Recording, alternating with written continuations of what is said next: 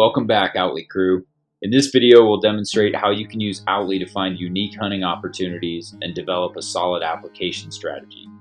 As hunters, we have to make decisions in the spring that'll dictate our entire fall hunting plan, likely our strategy for the next decade and beyond. Personal preferences define what makes the best hunt, and everyone has their own goals such as use of a bow, rifle, muzzleloader, or whether to fill the freezer or wait for a chance at a wall hanger.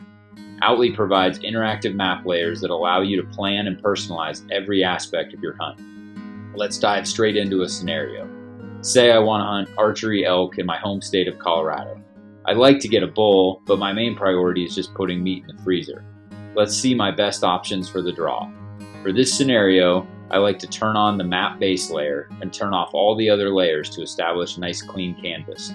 Then I pull up the hunting layer, select Colorado, elk, and then Hunt Analytics, which is a premium feature available to pro members.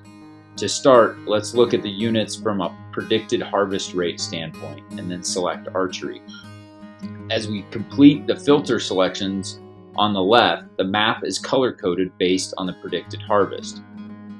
The predicted harvest rate layer is powered by machine learning, a branch of artificial intelligence where a computer system develops an automated model from input data and chooses the best solution. In this case, the algorithm teaches itself to recognize the relationship between weather and your chance of filling a tag. So once it understands this, it can predict your chances of success in units for the upcoming hunting season based on the current and forecasted weather leading up to the hunt. So right away we see the units in the northwest corner stand out as the best in the state, and also GMU 123 on the edge of the plains shows up as another potential. So let's investigate these further. We can switch the hunt analytic to review the number of bulls harvested in these units. We find that an average of about 8 hunters kill 6 bulls in Unit 201, 9 hunters killed 6 bulls in Unit 2, 15 hunters took 9 bulls in Unit 10, and about 4 hunters took 2 bulls in Unit 123. So these are relatively low harvest units, but that's not necessarily bad since the harvest rate is high. They could be managed for quality with low quotas, or the elk population might just be limited in these specific units. So let's look at the draw odds. I select draw odds from the Hunt Analytics dropdown, then bull or either sex, then resident, and let's go with 0 points to see which units I can hunt without any preference points. We quickly see that units 201, 2, and 10 are red, meaning there's a low chance of drawing. In fact, there's 0% chance of drawing these tags with 0 points. Then we can click on each unit to see the details. So Unit 10 requires a minimum of 18 points to draw, Unit 2 requires 20, and 201 requires 22 points. I don't want to wait that long to draw those units, so let's look at the other unit, 123. Oh, it's an over-the-counter unit. Well, now we're talking, but let's look closer by turning off the Hunt Analytic layer. I'll keep the hunt units enabled to see the boundaries, then I'll jump over and turn on the land layer and then the wildlife layer to pinpoint where the elk are located during the September archery season. So this is interesting. I see the elk are located along the river bottoms on the west and south side of the unit, all on private land. So I can assume that some local landowners have a high rate of success on some local resident elk herds. Well, I'd rather find elk on public land, so let's go back to the Hunt Analytics and see what other options we have. So by switching back and forth between the draw odds and the predicted harvest layers, I can look for units that give me at least a decent chance to draw and have higher harvest rates compared to other units. I quickly zero in on units 12 and 13, which both have about a 25% harvest rate, which is generally good for archery. I see that I also have a 56.9% chance to draw Unit 12, and Unit 13 is actually over the counter for a guaranteed tag. So by clicking on the units and viewing the details, I confirm that there are a decent number of total elk and bulls taken in the units during the archery season as well. Once again, let's dig a little deeper on these potential units. This is where Outly really helps with other layers, allowing me to confirm the location of the elk on publicly accessible land. So I can see that Unit 13 is mostly private, with some BLM and some state land, the tan and blue areas, on the southwestern edge of the unit, in elk September concentration and migration areas. But zooming in shows me that the elevation tops out at about 8,000 feet, so the elk might not be as dense in this area if we had a warm fall.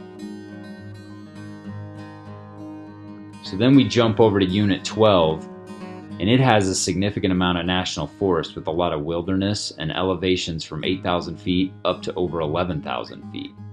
That would give the elk options to park at higher elevations if the weather's warm. Now if I turn on the Trails and Roads layer, I also see there's a solid network of non-motorized trails, but not many motorized roads and trails in these large elk concentration areas, which are mostly wilderness. So there's substantial elk on national forest in this unit, but I'm gonna have to get some horses or work for it to go after them. So I'm starting to target Unit 12 more, but I can keep refining my plan by looking at land cover with the SAT layer. So if I switch over to SAT and scale down the transparency on the wildlife concentration layer, I can see there's a nice mix of bedding timber and open parks for elk to feed along the fringes. I can also check the details on some of these trail segments to plan my access route into specific areas. So I think I'm up to the challenge. I'm going to put in for Unit 12 with the hunt code EE01201A shown in the panel. Season dates are August 31st through September 29th. Knowing that Unit 13 is OTC, that could be a good backup just in case I don't draw 12. Then from here I could take it even further and plot specific points and routes, see what kind of cell coverage I'll have in areas of the unit that I plan to hunt. I can turn on the water layer to look for streams and springs that might reveal the best vegetation or wallows. All of these layers allow me to methodically plan every aspect of my hunt and be better informed before I enter the draw and before my boots ever even hit the ground. So you can use this same process to quickly analyze any big game hunt in the western states. So first, use the predicted harvest rate to identify the best hunts. Then check the harvest stats with the total harvest and the bulls harvested layers, or bucks or rams for other species. Once you have some potential hunts, flip over to the draws to see what chance you have to draw those tags. Then confirm that the animals range, concentrate, or migrate on public land during the time of your prospective hunt. If you strike out and have to go back to the drawing board and look at other hunt and draw odds options, no big deal. You only spent a few minutes of time now instead of eating a tag if you'd applied without that info. So finally, use the other layers to plan the details of your hunt. Use the SAT layer to identify bedding, timber, and feeding areas.